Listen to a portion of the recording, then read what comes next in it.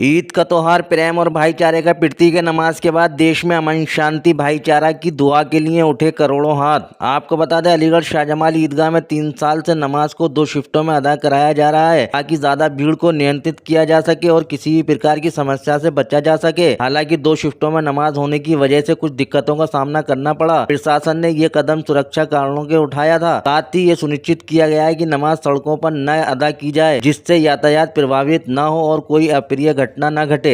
इस दौरान पुलिस और प्रशासन ने सभी से सहयोग की अपील की। ईदगाह में शांतिपूर्वक नमाज अदा करने की वजह से शहर में कोई भी अप्रिय घटना नहीं घटी और लोग सुरक्षित रूप से अपनी धार्मिक गतिविधियों में शामिल हो सके। प्रतिदिन खास न्यूज से एहसान अली के साथ क्राइम ब्यूरो दानिश सैफी की खास रिपोर्ट।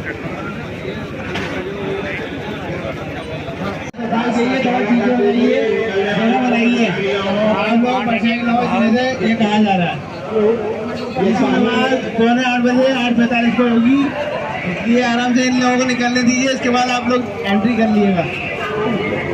अलीगढ़ के सांसद ने एक बयान दिया कि मैं ईद नहीं मनाता, लेकिन एक सांसद बनने के बाद तो वो सभी के सांसद होते, सभी धर्मों के होते, क्या कहेंगे इस पर? भाई सांसद साहब का ये जुमला मैं समझता, पता नहीं सांसद जी को क्या हो गया है। अभी इससे पहले भी उन्होंने कहा कि भाई तुम लोग शांति से होली मनाओ यूनिवर्सिटी के अंदर, और अगर तुम्हें कोई रोके तो उन्हें ऊपर पहुंचा देंगे। और अभी ईद के मौके से वो ये कह रहे हैं कि भाई ईद हमारा त्यौहार नहीं है, यानी किसी और के त्यौहार। एक सांसद का जुमला जो होता है वो सांसद जनप्रतिनिधि सबका होता है, और आप हिंदू ही नहीं बल्कि मुस्लिम के भी हैं, हिंदू के भी हैं, सारे जितने भी आपके मतलब क्षेत्र में आता है सबके आप सांसद हैं।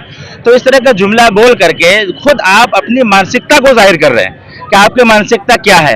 अब अगर मैं ये बोलूं या टोपी कुर्ता पैजामा वाला ये बोले कि ये कट्टरपंथी है, तो फिर आप मुझे कहोगे भाई मुसलमान कट्टरपंथी है, भाईजान कट्टरपंथी है।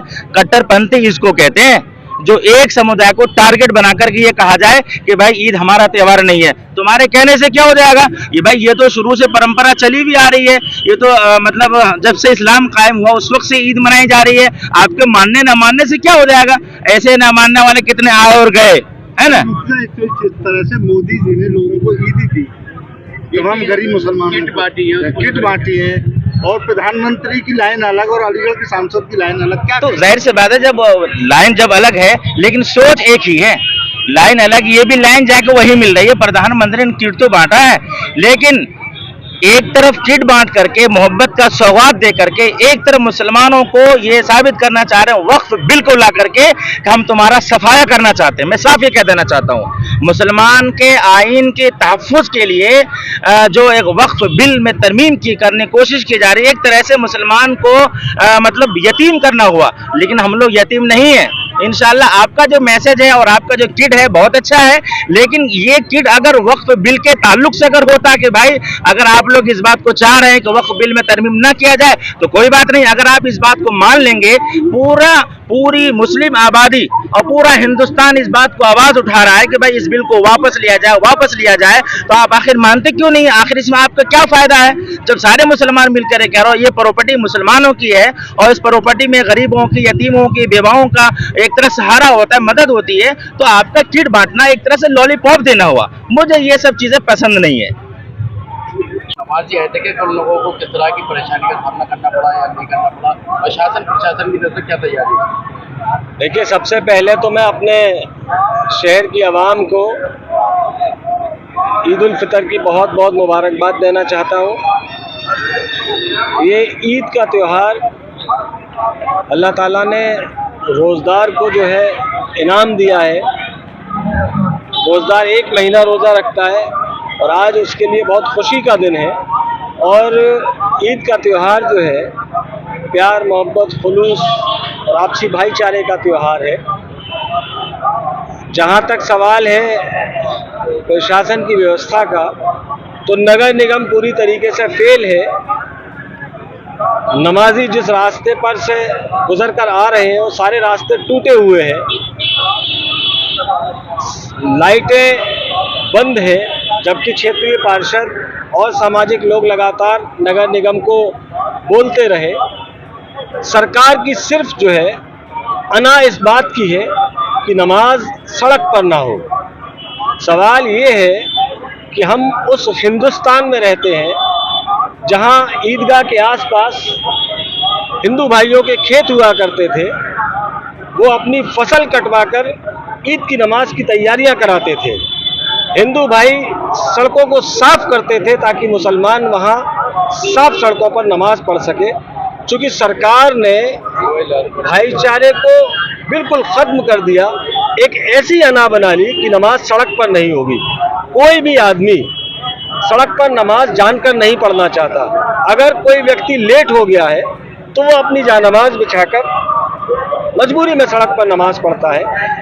कोई नमाज न पढ़ ले, सड़क पर इतना पानी डाल दिया, उस पानी की छींटों से नमाजियों के कपड़े तक खराब हुए।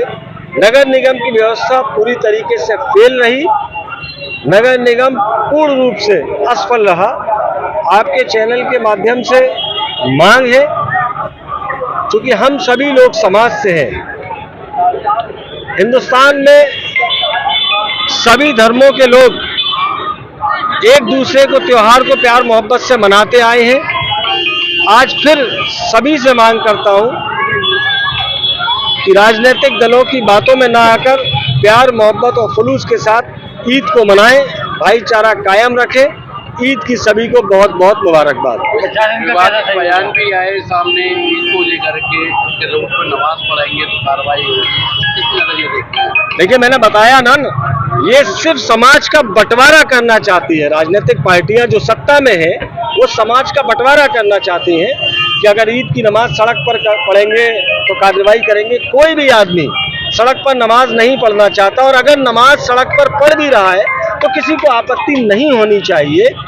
जब इस देश में सड़क पर होली रख सकती है, जब इस देश में सड़क पर महाशिवरात्रि के कैंप लग सकते हैं, जब इस देश में सड़क पर घंटों बारातें चढ़ सकती हैं, जब इस देश में सड़क पर तमाम ऐसे आयोजन हो सकते हैं जिसमें एम्बुलेंस फंसी रहती है, रैलियां होती हैं, तमाम जो है रसिया होते हैं, तो नमाज तो 5 मिनट की है। नमाज के लिए अना और टकराव ठीक नहीं है, समाज का बंटवारा बिल्कुल ठीक नहीं है। समाज में आपसी सौहार्द और भाईचारा कायम करने के लिए सभी लोगों से अपील करता हूँ, सभी लोग राजनीतिक दलों की बातों में ना आकर आपसी सौहार्द को कायम रखें और प्यार मोहब्बत के साथ ईद मनाएं। और फिर से ईद की बहुत बहुत मुबारकबाद।